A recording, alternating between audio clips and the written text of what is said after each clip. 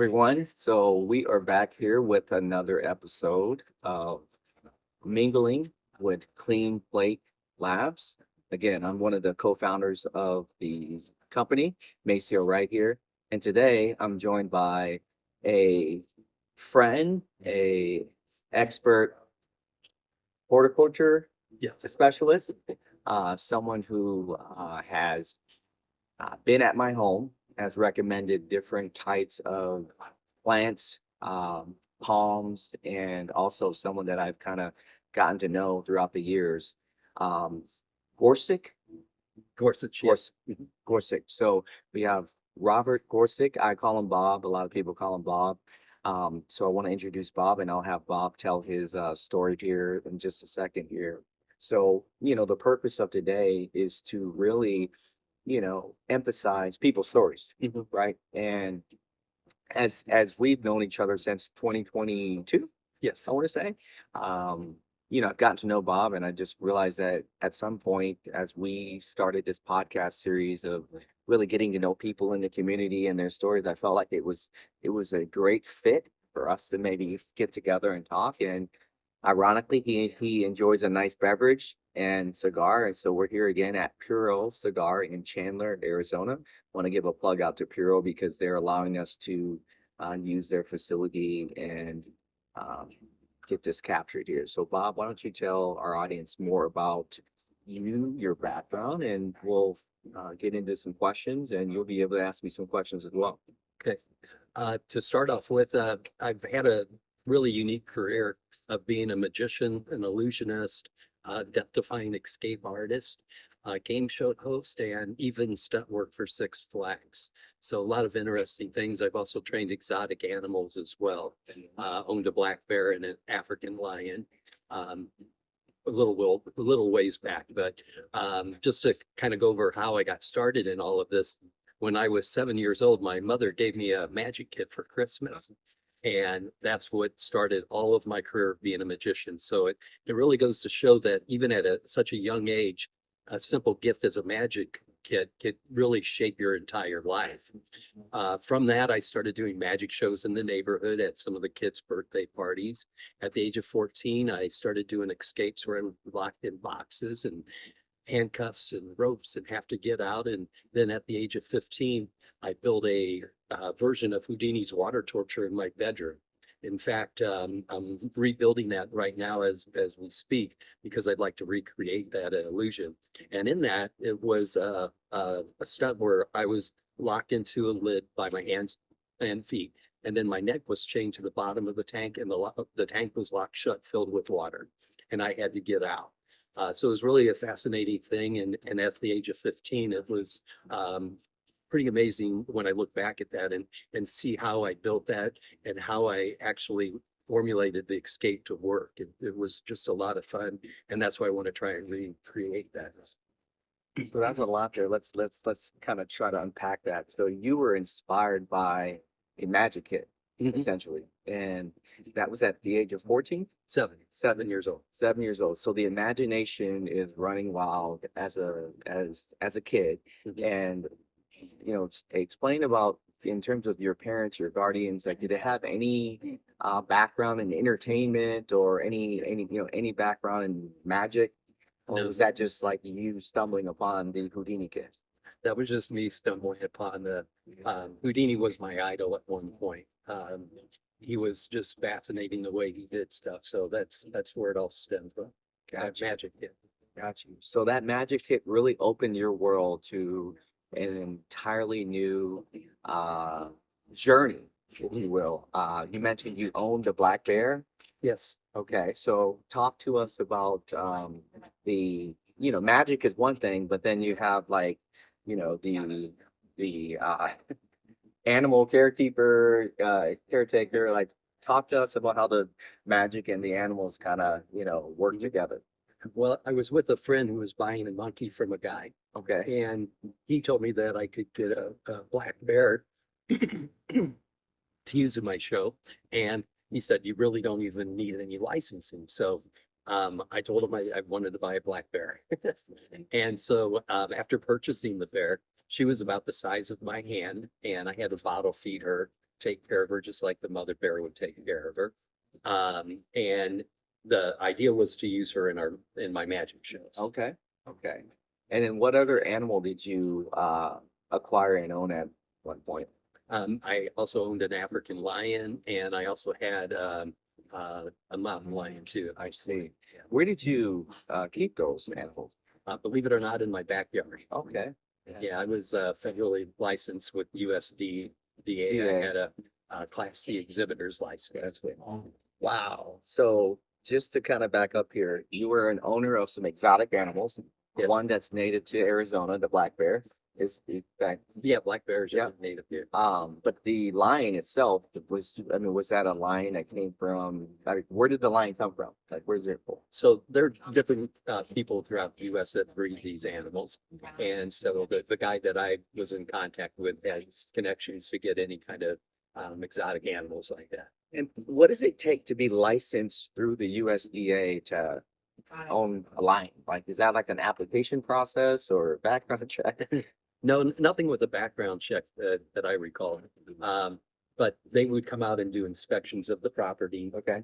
There were certain types of regulations as far as the housing, the containers the animals ate out of, the size of the cage, perimeter fencing, all that kind of stuff. So Gotcha. as long as you were up to par with all of that, they were pretty easy to get along. So in terms of your career, 7 years old, you get through your teens, I would assume you're kind of heavy into, the world of magic, Mhm. right? So where did that take you? What people did you have to, did you train under someone who was like an expert with magic, or how did you kind of develop your skill set? Because we'll share your social media links and your Facebook page, of course, because I know you have videos and some photos about some of your work, but like, how did you develop your own skill set? Did you have a team? Like, kind of talk us through that whole process. Not really a team. When it came to just, magic tricks, there was a local magic shop that was in my hometown, Springfield, Illinois. And I would go in there and talk with the magicians, and we would show each other tricks, and from that I was able to start learning different card tricks, rope tricks, things like that. And when it came to the escapes, nobody really teaches that, especially when you're doing some kind of a death-defying stunt. And so that stuff was all things that I had to really put together myself and figure out how to do it. So you wrote and you created your own skits and stunts and what have you. Mhm. Okay. So essentially you were a one-man operation. Yeah, pretty Okay. much. Yeah. How was that? It was good. I built most of my props. Okay. So I was handy with tools, and started building illusions where people would appear and disappear, cut them in half, all that kind of stuff. And at the age of 15, I had a full illusion show where we made people appear, disappear, float in the air, just about everything, and being locked in the tank of water. So it was a pretty exciting show. That's incredible. Looking back on your profession, because I'm assuming you created revenue from this, right? Yes. You went around and you did your thing. Like, what would you do different, if anything, that period in your life? Wow, to do something different. I guess know what I know now, being older, because I took a lot of risks back then Yeah. and a lot of chances. But I was always up for a challenge, and I developed some pretty neat concepts with a program that we did. It was a school fundraising program, Okay. and I was successful with that at school. But when I got out of school, I wasn't, and then I figured out what I was doing wrong. So I think it's knowing some of the knowledge I know now. I had that back then, it would have been so helpful. Huh. So go ahead and quench your thirst there and take a sip of the cigar if you'd like, but can you give us an example of one thing you would do differently, knowing what you know now in terms of what you just described? Um, I think the thing that I would probably do a little bit different, with some of the risks I took with my escapes, they were planned through. Part of it was the financial part of it. For instance, the first time I was dropped into a lake locked in a box was the first time I'd ever done it. It was never practiced. Just because we didn't have the money, if we needed a crane to lower the box and, I didn't have that kind of, strategy that I could use. So what I would end up doing is do a lot of these escapes first time because that's just the way, I could afford to present What's up, this. So, You remember my house in Pink Creek? yes. How are you? You got customers here as well. I love it. I love it. So, that was the scariest part of a stunt, being dropped into a lake locked in a box that I was in prison shackles, a US mail bag that was locked shut. The box was nailed shut. It was actually even built by a construction company, so I couldn't do anything tricky to it. And that was dropped into Lake Springfield, and it took me about a minute and a half to get out of it. Talk about being scared. Yeah. It would Yeah. have been nice to be able to practice something like that and perfect it, before doing it for the first time. But back then, that's really the way I ran a lot of the programs. Hey, resources were tight. Yeah, Yeah. you're working on limited funds. You don't have that many teammates that you can collaborate with, and you have to nail it once. And so there was a bit of a gut check, right? There was a lot of gut check, a bit of being a perfectionist as well. Right. A lot of visualization of the stunt that I was going to do before I did it. So that was actually going to be my next question. When you say visualization of the stunt, did you find yourself drawing out like how you see like the different frames of your act, or was it all up here? Like, how did you really execute? Because when you're in the water, for example, there's folks that are operating the chain and making sure that at certain point they have to get you back out. Like how did you kind of like play that out so that it would all flawlessly execute? Because like you said, you didn't practice it. So tell me more about that So, process. as far as drawing things out, that would have been just the initial plans for how I was going to escape. But then not being able to practice this underneath the water Yeah. and know what that experience was going to be like, that's where the visualization came in. And so what I would have to do is visualize what the stunt was going to be like, go through in my mind what I needed to do. For instance, with that box, I wanted to take my last breath at the last minute. So I practiced in my head of how I would let my head go up until my nose hit the top, and then I take in as much air as I could at the last minute. Gotcha. And so just going through some of those exercises, I can remember driving around and being in such a deep thought that I would have to stop at some point and I'd have no idea where I had driven to and was not at the destination I was going to because my mind was so focused on going through the steps of what I had to do. Yeah, for sure. So a lot of rehearsal, a lot of reviewing everything in your mind. And as far as scaling that, like talk to the audience about at what point did you feel like you or did you feel like you kind of peaked or plateaued per se in terms of like your business, right? Because you obviously started at 7, you learned from the Houdini magic kit, and then you kind of created your own stunts. Like, at what point did you feel like you hit like that plateau of, okay, I have something special here? Like, what age were you? At what point? Where were you in your life? I would say probably in my early 20s. I developed a trick called the fire escape, and I can promise you to this date, no one's ever done it before because it is very dangerous. But at that point, I realized that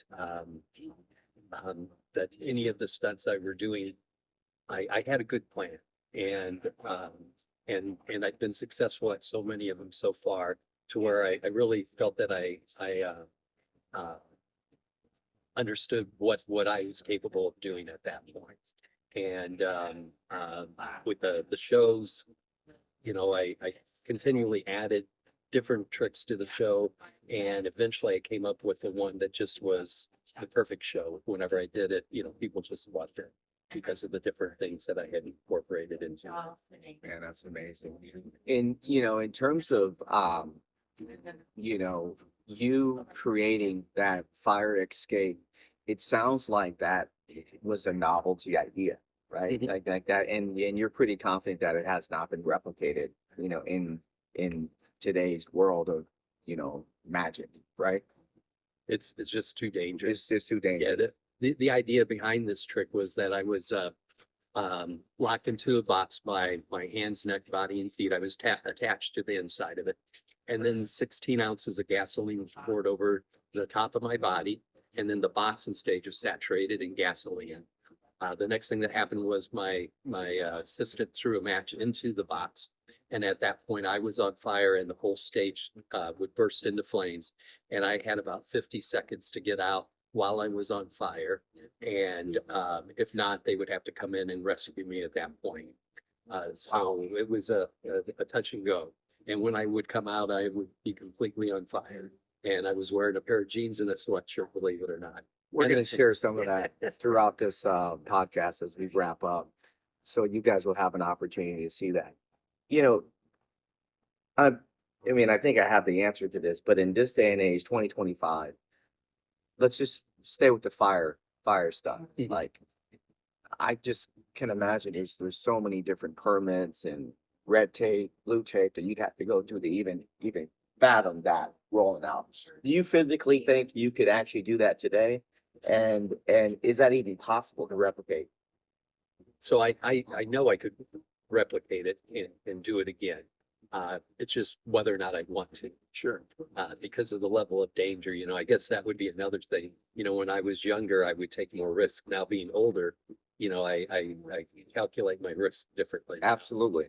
Yeah. Mm. I feel like there's an opportunity for you to really create a SOP behind that fire escape. So we can talk about that more later.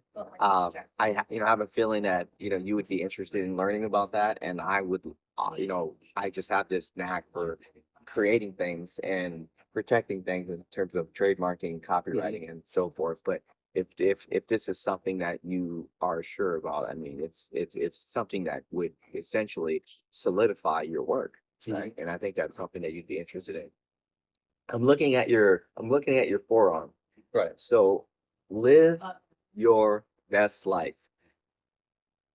Tell us the origin behind, looks like a tattoo. Mhm. Obviously Yeah. it is, and looks like it's fairly new. So tell us the origin behind that. So just had this tattoo done yesterday, and it's with a good friend of mine, Selena. We actually got matching tattoos, and her and I are just really good friends and have developed a great friendship through the course of last year, and have done a lot of stuff together, and we just are great friends. That's great. That's great. So you guys just say, hey, let's just get this tattoo. And what does that mean to you? To me, well, so when I met Selena, she was going through some hard times, and she's actually my roommate now. So I told her, I wanted to help her out, and I offered her an opportunity to move into my house. I had 2 extra bedrooms, and that was going to help her out tremendously. And so she did that, and through doing that, we developed a friendship, and that really changed her life when she moved in with me. It allowed her to be able to feel safe and be able to live more comfortably. So basically what this is all about is that, since her and I met, we really developed this fun life of, travel, experiencing different things. Um, just all kinds of, great things have come from that. And so about probably 2 or 3 weeks ago, she had mentioned that we should get matching tattoos, and that's what she wanted it to say, because, we are creating our great life, right now together. So it's a kind of a fun thing. That's awesome. So you have a roommate now, Yes. and the roommate is obviously someone that has become a really good friend. You guys travel together, you've gotten matching tattoos. Where do you see like the next phase in like your travel? Because I know you like to travel, I know you like to hike. You're very, very familiar with the Arizona landscape. So Mhm. like when you look at like, maybe you have a bucket list, maybe you don't, but when you look at like the things that you want to accomplish in this 2025 new year, what things include Selena? You said she had a son as well. Yeah, 11-year-old son, Yeah, Gavin. 11-year-old son. Like, what things include? Hey, I want to do this with Selena, or I want to experience this in 2025, perhaps. So we've already made some plans for this year. I know we're going to be going to Disneyland in March, and then in May we're all going on a cruise together. So it'll be the first time they've gone on a cruise. They're pretty excited about that. Yeah. And the other thing I'm doing, I think I mentioned it earlier, I'm rebuilding the water tank that I built in my bedroom when I was 15. So that's something that Selena's been helping me with too, as far as cutting out the pieces, and soon we'll be putting that together. And my plan with that is to actually perform that this year once it's built. You mean you physically performing the trick? Yes. Wow. Yes. Definitely going to be a part two, because what I'm hearing is Bob is still doing his thing with magic. Right. Right. And this is kind of a rebirth with the escape stuff. It's something I've wanted to do for a long time. All right. And so Selena's been helping me, pushing me towards that. I love it. Yeah. I love it. So Selena's a fan of your skills, Mhm. specifically the magic, right? Yes. And I'm a fan. That's why you're here Mhm. talking to us today. There's a lot of sidebar conversations. I have to take a quick note on one of them because I mean my memory is challenged a bit, but I'm going to write it down. Water escape. So you must have a pretty spacious house to be able to recreate and build and sustain these types of. I'm not going to call it a hobby because this is more of a profession that you had at what point, but to really support that, right? Because you do other things, and we'll get into that in just a second. Mhm. But going back to your 20s, you mentioned the peak of your business, Mhm. and then like anything, like most things, they don't last forever. Mhm. So at what point in your career, being a magician, did you decide, hey, I need to maybe shift and pivot to something else? And what can you share about that? Well, I still do magic shows as of today. And everyone at work and when I go out, people call me Magic Bob. Magic Bob. It's my nickname, and I'm always doing tricks. So there's probably not a day that doesn't go by that I don't do some kind of a magic trick with someone that I've met, at a restaurant, having lunch, or out that evening. So it's just really fun. I'm sorry, the question, I kind of got sidetracked. No, the question was, at what point in your business, because I asked Oh, about that's right. your 20s is when you kind of like hit the plateau, Mhm. you peaked. But at what point in your business did you, have like this reflectional moment where you're like, you know what, I need to pivot into something else, or I need to maybe hit pause? Like, when was that? So when I moved out to Arizona, I came out here and vacationed and really liked Arizona, everything that it had to offer. And when I went back home, I did have a job with a fitness dealer that I worked at, and then I did my shows, On the side. on the side, and Yeah. he told me he was going to lay me off, and I said I'm going to move to Arizona. And so at that point, moving out here kind of changed things for me. At that point, I still was the magician, but I wasn't going to be doing the death-defying escapes. I was just, I guess more or less, I was getting older, and thinking through some of those things that were kind of challenging. Yeah. To where as you get older, you're not as flexible. You don't have the same strength and stuff like that. Of course. To Of do course. stuff like Of course. So it was your own decision.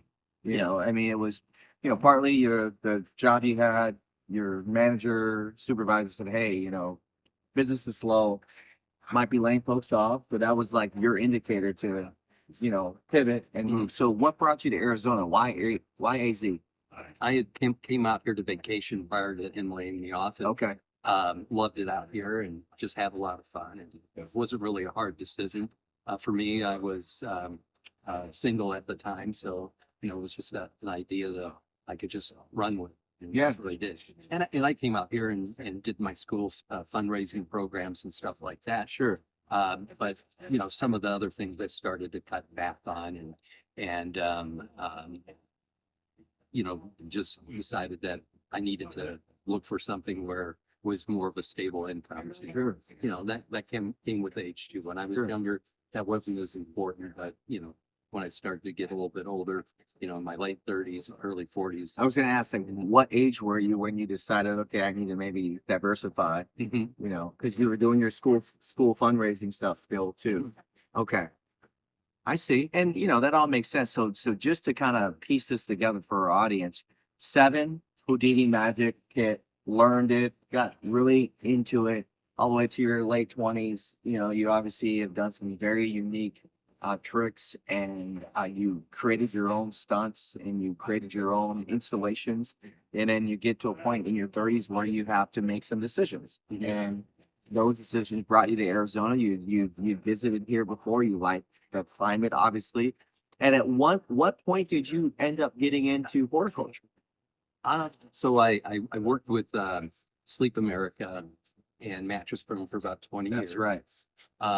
They made some changes with the company, and they started to eliminate some people, some of the tenured people.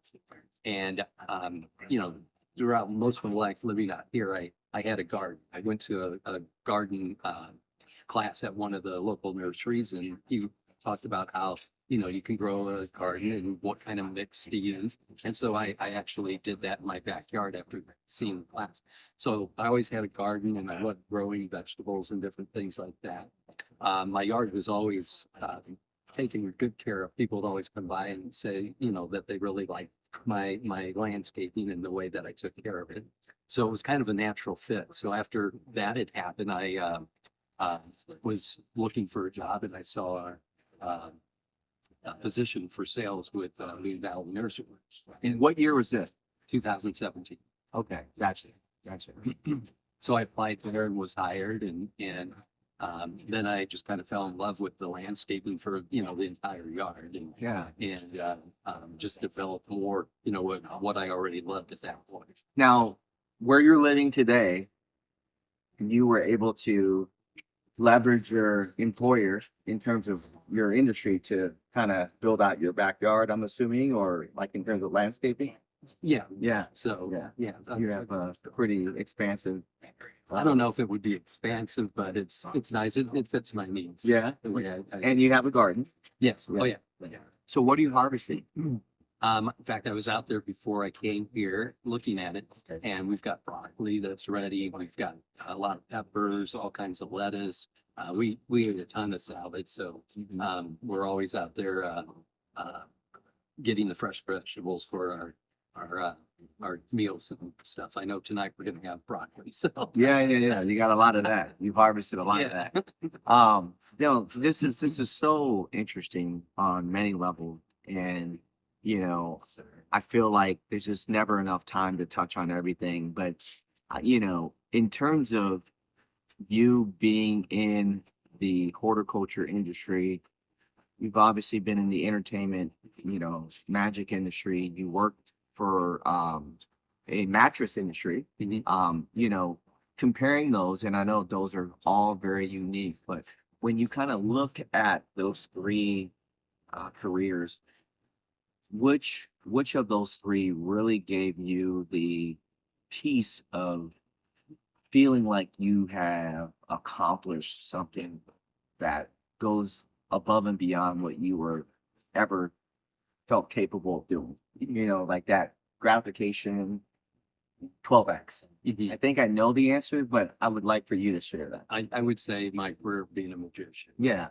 Yeah. That's the thing that stuck with me throughout my entire life. Yeah. Everybody knows me because of being the magician. Being Magic Bob. Right. Yeah. So it's just that one thing that's always kind of been there with me, Yeah. and it's always on my mind. Yeah. It's always on your mind. No, that's a great way to look at it.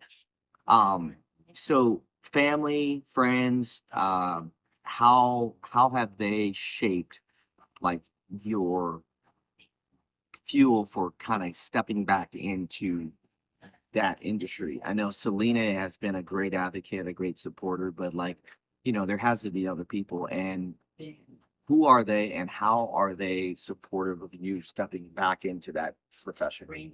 Well, just at work with Moon Valley Nursery, every Saturday morning we have a sales meeting and I do a magic trick at it. Oh, that's awesome. So every Yeah. Saturday, all the guys are interested to see what I'm going to do this time. Yeah. So that's like a part of the routine. Mhm. Yeah. Yes, Yeah. and I always have a deck of cards with me wherever I go, so I'm always doing entertainment, like I said earlier.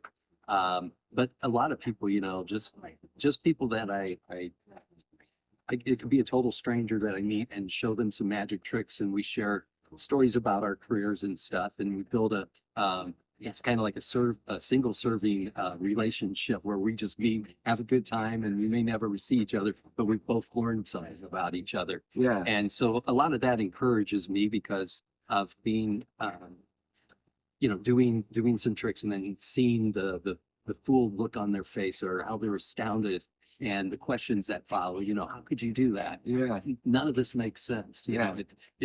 That's a motivator there that makes me want to keep doing that.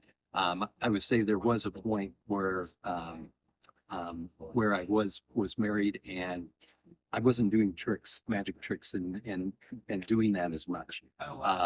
Because when I do that, a lot of attention comes toward me and sometimes people don't like to Sure. see that. Sure. So now that I'm single and just living my life to the fullest, I go out and get to fool whoever I want to and just create some joy in their life for the day. Yeah, absolutely. Do you have a preference of like, because you did a lot of work with the schools and fundraising, like kids, adults, seniors, or do you just, you don't really care? You just want to change people. Is there like a certain age group or demographic? Not really. I mean, when it comes to entertaining, it's something that everybody likes. Yeah. I remember I was in Mexico vacationing one time, and a guy he seemed disturbed with me, but I wasn't sure because he was speaking Spanish and I didn't understand. So I just pulled out a deck of cards and I said, hold on. And I took the cards and I laid them all out face up and I asked him to pick a card and he picked and pointed to one of the cards. I took another deck and when I went through it, that card was upside down in this deck and it blew his mind away. But we communicated in no way other than Well, visually. you connected visually Right. through the two decks of cards. Right. Yeah. I And love it. so I love he, it was funny. If I was out that night at, one of the bar and grill places and he saw me, I'd feel him grab my shirt and start tugging me. And he's like, come over here. And I would go over there and wouldn't be able to communicate with him other than to show Right. this one trick. That was your form of relating. Right. And they were just blown away by it. Yeah. And I think he found me like 3 or 4 times during that week I was there and awesome. had me come over and entertain the Yeah. people with him. So I can definitely, I can see that happening. It's great that you bring up, today in this world, like, I feel like, and I'm just looking for your opinion on this, and maybe you do, maybe you don't have one, but like, I feel like a lot of folks, are very hesitant to have a conversation, Mhm. right? Whether that be personal trauma or political differences or economic differences or just the state of the world, right? And you mentioned this gentleman when you were in Mexico, like there was a language barrier, right? But the language barrier was not a true barrier because you found a way to connect with that individual through a deck of cards. And I noticed you have some cards down there. So I'm hoping that you're gonna actually Do a magic trick here. do a magic trick as we wrap up here. But no, I'm curious, like in terms of people mingling and saying hello, making eye contact, shaking your hand, shaking a hand. Like I just feel like that's very far too in between. I'm curious what your take is on that. Um, well, since all the COVID stuff, probably not as much handshaking going on, more fist bumping. But Good point. I would say, a friend of mine, he told me, he says, I'm not like you. I can't go in a place and just start a conversation with somebody. Right. He goes, but you can, you just have that knack. So for me, I don't find it hard to do. I sit there and I just try and find some point of interest between the two of us Yeah. and kind of build off of that. But, a lot of people don't. They just go in and they're busy on their phones. You see that everywhere, Right, right. You see a married couple and they're not talking even to themselves. They're just on their phones and Yeah. doing their thing. Mhm. And one of the things that's kind of fun is if I approach those people and do a trick, now they're talking to each other. Yeah, they have to. Yeah, because Right. you're like, how did he do that? Right. That's crazy. Yeah. That makes no sense. And then they're Yeah. like maybe asking, could you do another trick? Right. So kind of sparks people's lives. It's not a form of marriage counseling. Yeah. Right? There you Marriage go. counseling light, Yeah, without learning what's going on. right? Without griping about each other, Right. they're actually having to work together and collaborate a little bit. Excuse my reach. I'm gonna grab a cigar. So, when I first approached you about doing this podcast, Mhm. because we've known each other for a few years. What was your initial thought? Be candid. I was very interested. I thought it would be fun. It's on a larger scale, kind of what I do when I meet somebody. Yeah, yeah. We just have a little discussion. I'll show them a card trick or two, but yeah, this was a way to tell my story in a little more detail, I guess, and touch on some parts of it that I usually don't get a chance to talk about. Yeah, absolutely. Absolutely. So I started composting Mhm. and it's been about a year now and I enjoy it. I try to get my kids behind it and it kind of didn't last. Right. So I take all my compost and I put it into the southeast corner of my backyard where I'd like to create a garden. And what I'm realizing is that to develop the soil is not an easy task. Right. But as a gardener yourself, what tips can you offer me when it comes to getting your soil to the point where it's a part of the existing foundation, the ground itself, and what is that? Yeah, again, I'm a novice. I'm very, very. The green thumb for me comes from my grandmother, and now at my age, it's starting to come out, like my interest for gardening. I've always been, I've always had an interest in planting and maintaining plants around the house. Some I've killed than I've actually sustained, but now gardening is like a really, really therapeutic thing for me to be out there touching the soil, putting my hands through it. So, what advice would you give me about Well, getting my soil correct? to get your soil correct, it's going to take probably about 2 or 3 years. Okay. And you want to be careful what kind of products you use, because a lot of the products out there are what destroy our soil anyway. Mm. And so what I learned from this gardening class I took a long time ago, he explained that different things that you buy at your store that are fertilizers are going to help things grow really are destroying the soil. You don't need that kind of stuff if you have good soil. And I remember the mix was like 3 cubic feet of topsoil with 2 cubic feet of compost and then a cubic foot of mulch. That was the mix. And he explained that you buy your soil wherever, but over the next years it's going to become more and more nourishing, and part of that is because of the compost that you add to it, from your gardening vegetables and flowers, yard trimmings and all that kind of stuff help to nourish that soil for you. And each year it's going to get better. And I saw that as I grew my garden. Each year the production was better. What about irrigation though? How often are you irrigating it? Once a day. Really? Mhm. But not for very long. Sure. You're just kind of water hose. Yeah, I have an automatic system that's Oh, kind of set up. So yours is fierce. Right. Well, yeah, I guess you could say that. But it's a lot of fun. So I would say, to start with, use that formula that I just told you for the soil. Get that mixed in, and all I add now is deodorized cow manure and my compost. Oh, okay. Deodorized cow manure. Well, yeah, you can get just regular cow manure, Yeah, but I that's want good. I want my neighbors to like me, so. I hear you. Mm. But now that's all I use is the compost from my compost bins and deodorized cow manure. And the great thing is we get 2 harvests out here, spring and fall. Yeah, spring and fall. Those are the key points. Right. Yeah. And just protect everything during the summertime. Some stuff just isn't going to make it through the summers here. but like peppers, they make it all year long. Chili peppers, red Like- peppers, yeah. So what are you harvesting today? Like what are you gonna put on your dinner table? So I know we're going to take some of the broccoli that's out in the garden, Okay. and we're going to have that tonight with some ai, and and then we always make salads all the time. We've got a ton of lettuce in there. We've got all kinds of peppers, um, cauliflower, eggplant. Oh, wow. Just Amazing. all kinds of things Yeah. that are in there. Yeah. That's sounds like a pretty well-oiled garden you got going. Mhm.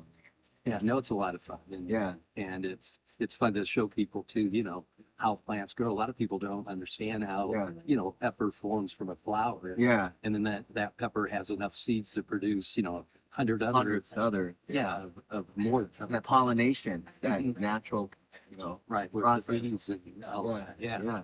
So just a fun, like you said, it's very relaxing. Mm-hmm. Oh, that's amazing. So, Bob, as we, I've probably hit you with a series of like a dozen questions. Mhm. I always like to kind of kick it back to you. What question? What do you want to ask me? If I were to ask you a question, I would say, what is a story that you could share that would be inspirational to us about something that's happened in your life? That's a very good question.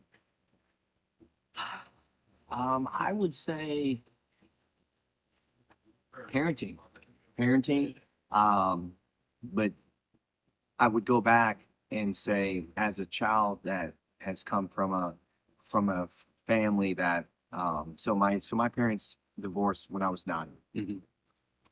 and at that particular time, and I still, I don't feel this way today, but when I was 9 and I learned about my parents separating or Mhm. divorce, I went to my sister who's 5 years older than me, and I went to my sister Linda and I said to her, I said, hey, this sucks. I'm sure I said something different, but I'm like, this is not cool.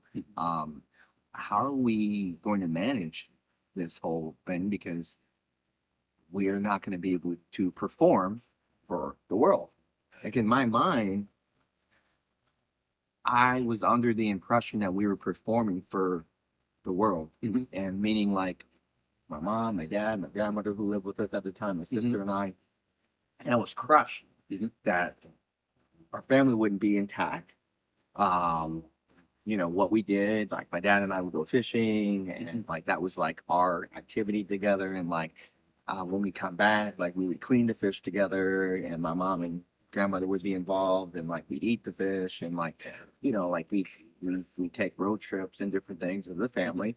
And I was really, really affected by realizing that that wouldn't be the case, and we wouldn't be able to like show the community how we would live and like what we would do. And um I think the overcoming of that is that was your question, right? Was as a parent now with 2 kids of my own, just being able to create an environment where there's stability Mhm. and there's certainty Mhm. and there's confidence in the house, Mhm. right?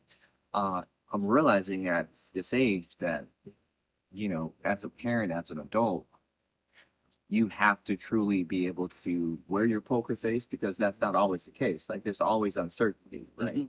Some things you can control, some things you cannot. But when it comes to your kids, you really want to show that. And I wouldn't say it's like a front as much as it is like security. And I'm still learning, I'm still realizing that some days are easier than others, but I think that overcoming my mom and dad separating, and like we moved so much. I lived in Korea. My dad was a veteran in the army, and so we lived in Seoul, Korea. I, obviously lived in various other states and what have you, but just that sense of security and sustainability. And I think that's what's really allowed me to adapt to change, but also want to strive to keep that for my kids. Mhm.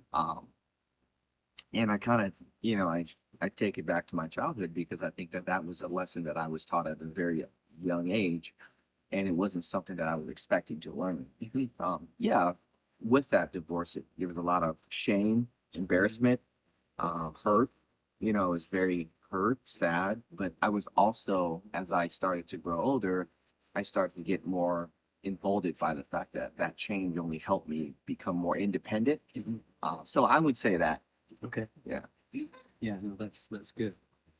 I could see how that would be, something that would really change you throughout the years and want to make sure you have that stability for your family and Yeah. your children, so that they don't have to go through anything like that. Yeah, for sure. No, and I think it's interesting because we talk about a lot of different things that we want to do and that are individual goals, but for me, it's about the experience, creating good experiences, and the purpose of connecting with you today is because you know people make an impact in your life, and obviously we strive to make a positive impact. And I recognize through our interactions, we've done a lot of business together, through Moon Valley. But then we've all, we got to know each other through technology, right? Yeah. I mean, like sharing of photos and videos. I've come to you for hiking recommendations and different spots to take the kids, and like you were like, hey, take them here, at this time of year. Not a lot of water happening, but whatever. And so, it's I think that would be the cornerstone for me at this stage in my life. I really do. I want to go back to something you said earlier about the people in your life when you're in your 30s may not have really enjoyed that you were getting the attention and you were kind of like in the spotlight per se. And I guess it's a question. At what point did you kind of like take a step back and like reassess that? Hey, I want to live my best life. I want to be able to enjoy and to be proud, and I want that to be reciprocal. At what point did you kind of like realize that? Obviously, there were some significant changes within your life, but what are you comfortable sharing about that statement and about you kind of self-realization that, hey, I need to pursue that, and that might mean that there needs to be some changes here. Well, like I said, I went through a divorce at the time, and it kind of, stepped away from doing some of that stuff because of the attention it would draw to me. And one day I was just sitting there. I had all my different card tricks and stuff like that, and I still did shows from time to time, but not like I wanted to. And I sat there and looked through my decks of cards I had, and I said, you know what? From now on, whenever I go out, I'm going to have a deck of cards with me. Yeah. And the goal today is to show one person a trick. It doesn't matter who, but to show one person. And through doing that, it just kind of rebuilt me being Magic Bob. It relit the fire. Yes. Yeah. And so that's what I would do. And if I would leave and forget my cards for some reason, I would have to figure out a way to do a trick with something else then, that I had to find maybe at the restaurant or wherever you I had was to going kind a of party. be resourceful and figure something out.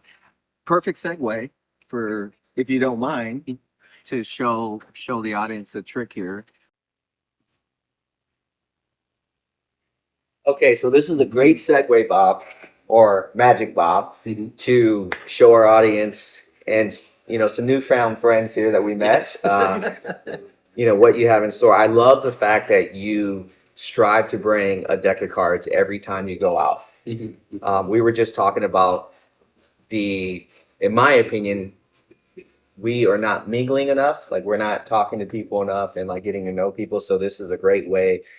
Because you shared a few examples, but one, you said when you were in Mexico, you met a gentleman and there was a language barrier, but then you found a way to connect with that individual through cards. Right. So kindly share whatever you want to share here, and I'm sure the audience would love it.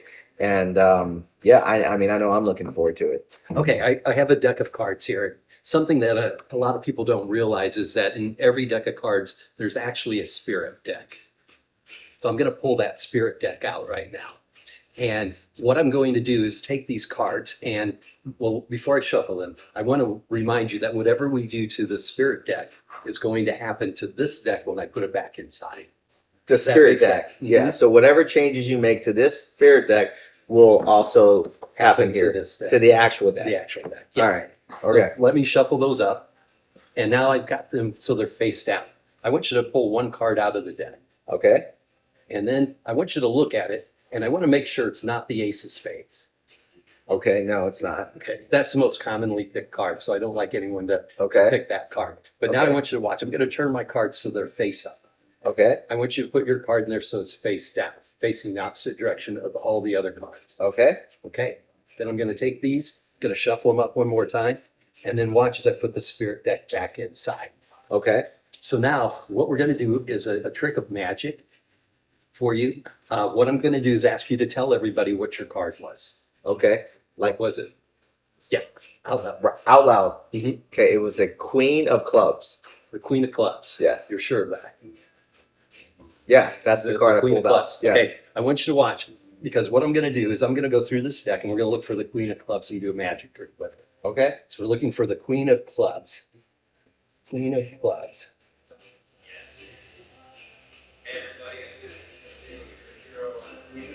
You know, I didn't see it in there. But there was one card upside down. And remember, you put your card upside down in the spirit deck. And I told you whatever we did to the spirit deck would happen with this one. Pull that card. Can I show it to you or no? Mhm. Queen of Clubs. That's amazing.